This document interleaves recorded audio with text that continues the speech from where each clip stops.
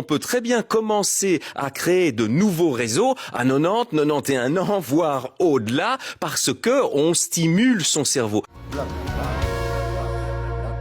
Vous allez nous expliquer comment on peut entraîner notre cerveau pour qu'il reste jeune. J'imagine qu'il y en a beaucoup qui sont intéressés de vos explications ce soir. Oui, absolument. Et il y a un certain nombre de principes qu'il faut retenir, c'est pas très compliqué.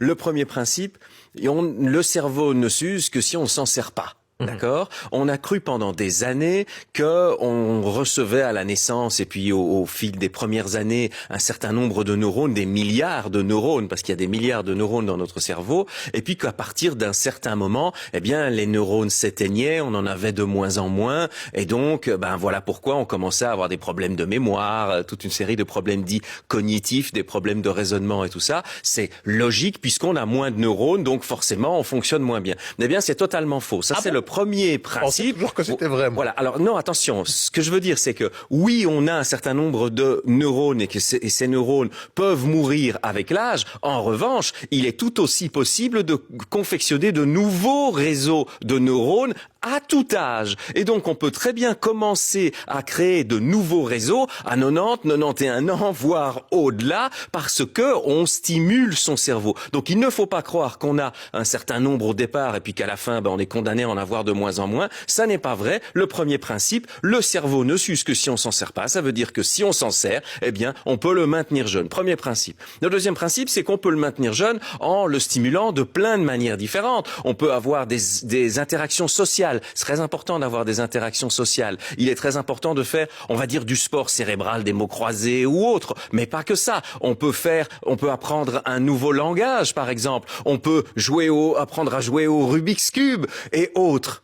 Mais attention, on oublie souvent, et c'est ça le deuxième principe, l'activité physique. Quand on fait une activité physique, on stimule énormément la fabrication de nouveaux réseaux neuronaux. Donc ça, c'est le deuxième principe. Attention, ne surtout pas négliger l'activité physique, elle est primordial. Et puis le troisième principe, il est très simple, il est de se poser la question à partir du moment où on sait que c'est l'activité physique, pas forcément le sport de haut niveau bien sûr, mais que l'activité physique permet de stimuler le cerveau, quel type d'activités physiques sont-elles les plus favorables par rapport à cet événement-là ?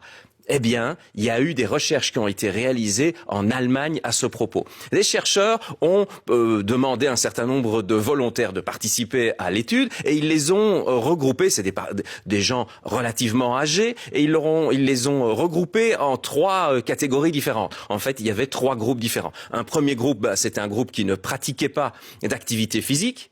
Le deuxième groupe était un groupe à qui on demandait de pratiquer des activités physiques qui les rendaient de plus en plus experts dans une certaine discipline. Par exemple, la marche nordique ou par exemple le vélo. Eh bien, ils devaient faire régulièrement cette discipline-là pour devenir des experts de cette discipline-là particulièrement. Et puis le troisième groupe, c'était des gens qui faisaient de la danse. L'activité physique, c'était de la danse. Mais la différence par rapport au groupe numéro 2, c'est que pour la danse, eh bien, il s'agissait toutes les semaines ou toutes les 2 semaines de changer de danse. Donc, de faire un apprentissage d'une nouvelle danse. Une semaine, c'était le jazz. Une deuxième semaine, c'était peut-être le quick step. Et puis, il va y avoir le tango et puis la valse. Donc, à chaque fois, des apprentissages différents. Et puis, donc, bien évidemment, qu'est-ce qu'ils ont fait? Ils ont demandé à ces différents groupes de participer à des activités pour mesurer leur capacité cognitive, leur mémoire, leur capacité de raisonnement. Bien évidemment, on a constaté que ceux qui ne faisaient pas d'activité physique étaient très en dessous des deux autres. Et parmi les deux autres groupes, à votre avis, quel était le groupe qui fonctionnait le mieux? Ceux qui variaient